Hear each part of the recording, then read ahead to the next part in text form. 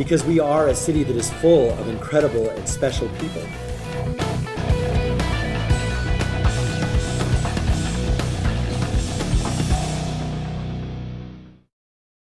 Hi, I'm Augusta Myers. Welcome to the first ever episode of a new program. It's a monthly update called Mayor Keller Block by Block. It's a chance to hear directly from Mayor Tim Keller as he talks with us about some of the challenges and opportunities in our city. And we're going to be airing this segment every Wednesday at 7 p.m. and we're going to have a new show every month. So it's really going to be an exciting thing to connect with Mayor Keller and the city. Mayor Keller, first of all, thank you for joining us for this segment. I wanted to just talk a little bit about some of the highlights of your bio before we get into the questioning, so people know a little bit about your past. You've obviously had a very successful business career. You were elected twice to the New Mexico State Senate, representing one of Albuquerque's most diverse districts, the International District. And then in 2014, you became one of the youngest state auditors in the country, a position you held until very recently, in which you were responsible for financial oversight of about 1,000 state and local governments.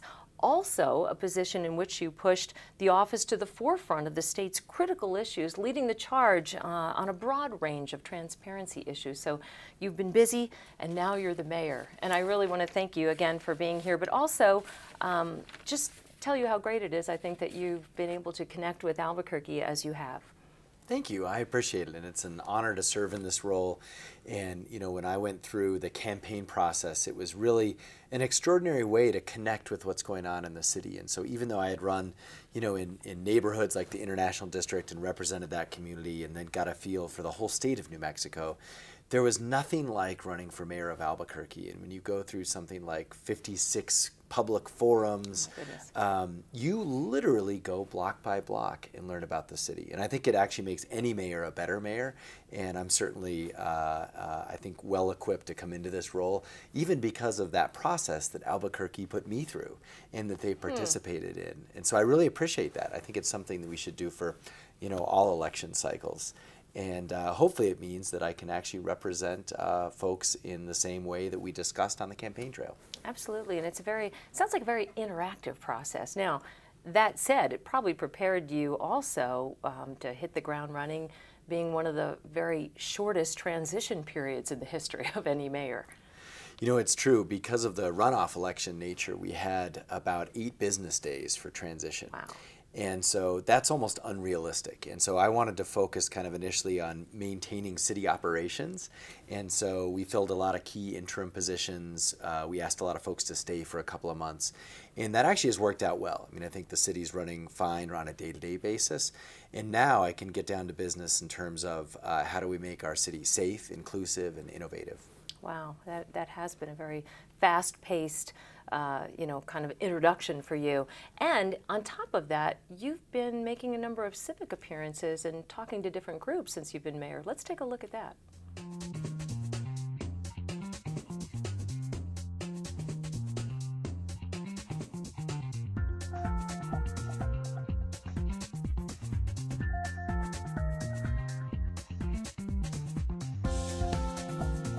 But we absolutely have to take control of our future going forward.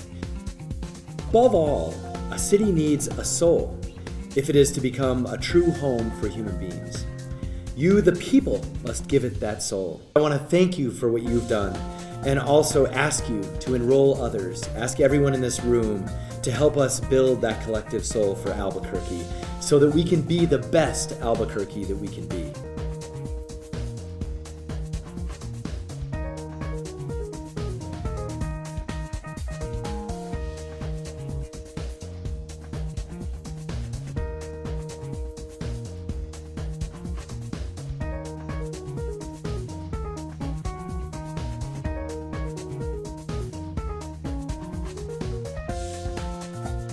That is everything about who we are as a state and who we are as a city. It's about our cultural diversity, our natural beauty that's all around us.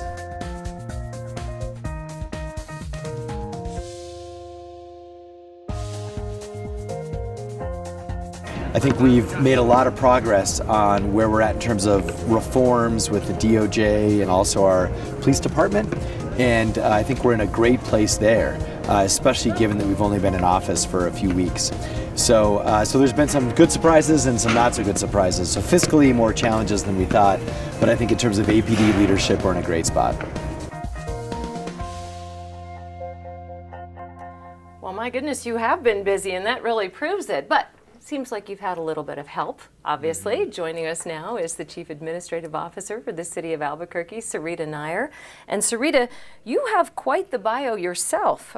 Prior to this appointment by Mayor Keller, you'd also worked at the State Auditor's Office as the Chief Government Accountability Officer and General Counsel. And then prior to that, you were a shareholder at the law firm of Sutton, Thayer and Brown. So. That's right. Welcome. We're glad to have you as the first female CAO of Albuquerque. Thank you, Augusta. Good to be here. And Mayor Keller, you obviously had good reason for bringing Sarita on board. Absolutely. I mean, I have had experience working with a lot of different folks in government, and I think Sarita really took a chance with government work coming from the private sector over to the State Auditor's Office. And when I think about a lot of the things that we were able to do in terms of pushing that office to the forefront of so many issues, we had a great team over there. But a critical part, being the GAO, was of course Sarita Nair, and her background in both planning and law, and then in the auditor's office, I think really makes her uniquely qualified for this position. And so I'm lucky to have her. Absolutely. And how are you feeling? Still sticking your toe in the water, getting a feel for all of this, but probably a nice transition, or at least a good segue from state government, as you mentioned, into the city. Absolutely, and we were really fortunate to bring over most of our team from the State Auditor's Office, so we work well together, we are energetic, we have sort of complementary skill sets. And then at the State Auditor's Office, we got to see a lot of what works in government and a lot of what doesn't work, and so we can carry those lessons now into running the city. Exactly. Kind of like that. It's a little counterintuitive that auditors might actually be innovative managers of government, but I think we actually were in that office. Sure. And so, but it is I think folks get a kick out of the fact that somehow the audit profession is now interested in helping Albuquerque. Right. And so in many ways, that's actually true for us. Sure. And I think a lot of times, too, people look at auditors like, checks and balances and looking for negative things, but, to what you said, to your point about finding out as much what you don't want as what you do. It's a little bit like, drinking wine. You don't always know what you like, but after a while you know what you don't like. And so you kind of capitalize on that, and you bring something, bring those strengths, and then not having to get to know a whole bunch of new people, and that ease of understanding how each other works has probably been really helpful. Well, thank you, Sarita, and welcome again to the city. It's been great so far having you here, and I know Mayor Keller appreciates it, especially with one of the biggest issues facing Albuquerque right now, which is crime. Absolutely. And when we look at some of these challenges, the first thing I wanted to do in such a short transition period was bring in new leadership who can start turning things around for crime in our city, and do a lot of the reforms that are needed in the department. And so I was very grateful and appreciative to find 3 individuals, actually, so Chief Geyer and the 2 deputy chiefs, all with tremendous experience in APD, and I think that's really important in a turnaround situation, because you've got to know the people and know the history in the department, but they also have all been working in other departments or other positions, or have taken some time off, and so they're coming in with a fresh perspective, and they agree with our administration on the real need for change. Absolutely. And so how are you going to go about dealing with the crime issue, I guess, is the follow-up question to that. Well, there's a spectrum of issues that we've got to look at. And when I think about that cycle of poverty really in our city, and how that's also connected to crime, we need to address all those issues. But first and foremost, we do have to get some more officers. We have an officer shortage, and it's something that we often talk about, how we need to step up for our frontline officers. And I think it's important to recognize that they're doing everything they can. The issue is they don't have enough backup, or they don't have enough additional staffing, or there's not enough detectives. All of these are wrapped into what it means to step up for our frontline officers. And so part of that is dealing with some of the DOJ questions around use of force, but the other thing is we just need more folks. They need help, and that comes in the form of more officers. And that's what we're committed to doing. It's going to take some time, but it's first and foremost in terms of what our city needs. Right. And on the other issues, I mean, I think, Sarita, if you want to add. Sure. So Mayor Keller did campaign on fighting crime from all sides, and that really is our philosophy. So in addition to supporting our frontline officers and working on community policing, we see things like before and after school programs and working on homelessness and behavioral health as all part of addressing public safety. Sure, part of that bigger fabric that maybe in the past when they've been segmented, you know, there might have been a lot of crossovers going on with what was working, but they weren't talking to each other. So now to kind of recognize that as part of a bigger fabric is probably, seems like a different approach. Well, you know, Mayor, throughout your career in the state Senate and even, you know, in the auditor's office and now certainly as mayor, you've focused a lot on growing local business. What are your plans? Can you talk a little bit about that? Sure. You know, we've always had this notion, I think, in Albuquerque that our local businesses are great, but they're local, and, you know, if only we can sort of attract some huge company to move here and hire us all and keep our kids here. That big you know, savior and reverse of a the brain drain, right? And of course, you always want to try and do that. But I think what we've learned over the last 30 years is it worked. You know, it happened once really with Intel, and so. We have a different approach. I mean, we want to grow our own. So we want to really take all of those resources that normally we package up and offer companies to try and move here. We also want to offer those to companies that are growing here. And that's a very different twist. And it's going to take us a little while to kind of set up that apparatus in the Economic Development Department. But the idea is that our own local companies should have every program and incentive and tool available to them, just like a company that wants to move here. And so it's a both strategy. We're not excluding companies moving here. We want to make sure that we're also taking care of our own in the same way. And that, I think, really will send a strong signal, too, to people. They should stay, and they should grow their company here, and that we want folks to expand and to build our city from within. And the city's willing to be a resource and sort of create this local incubator to help the local companies that are already existing do that. That sounds great. Well, let me ask you this. Have you signed your first bill yet as mayor? And what was it?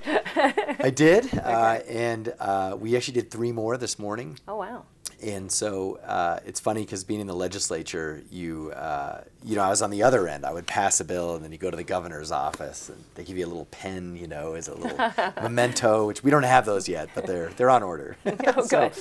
but you know, it's an exciting thing, I think, in government, and it's one of the types of situations where you really, I think, can reflect for a moment on something that actually changed. And so we were able to do something on education already to get more early childhood programs for a couple of hundred kids in Albuquerque. Wow. That is very important to those hundreds of kids, yeah. And then today we did a lot on arts and culture, so just some grant money that's flowing through for Route 66 and for downtown. And those are good things, and so we need a whole lot more of them. But it's important to take time out and also acknowledge that we did something. Right. And so that's always, I think, that's always going to be a highlight of any, whether it's a mayor or governor. And so I always look forward to it. And it's got to be a pleasure to be able to use the pen for something good. You know? Yes, absolutely. Find something positive. Well, how can viewers, if they want to get involved with some of your exciting initiatives and efforts that you're championing right now, how can viewers of this program get involved? You know, we'd love to continue to have the community's input, and the way we're doing that right now is we've sort of created a artificial transition period since we didn't get a real one. And so it's running through basically to February. And so this month, basically go to our website, cabq.com, click on the Mayor's Corner, and then click on Civic Engagement. And it'll give you 4 ways to engage in city government. And so there are some rolling information meetings that brief people on what's happening at the city, and then we'll take input from folks. There you can also email in comments and so forth. And then we're capping that all off February 3rd. It's a Saturday afternoon where we're inviting the public to come do a deep dive on some of the city's toughest issues at the convention center. Oh, cool. Now there's limited space, so you do have to RSVP just because we can only hold like 700 or something.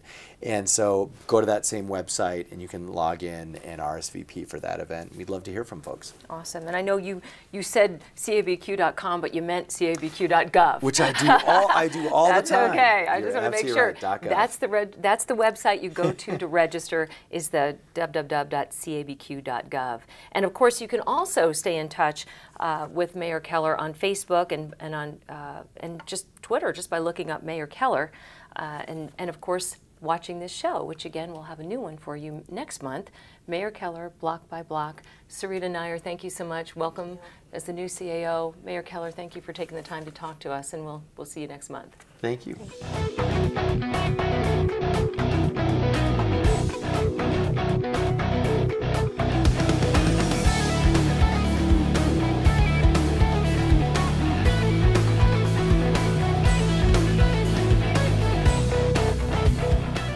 Because we are a city that is full of incredible and special people.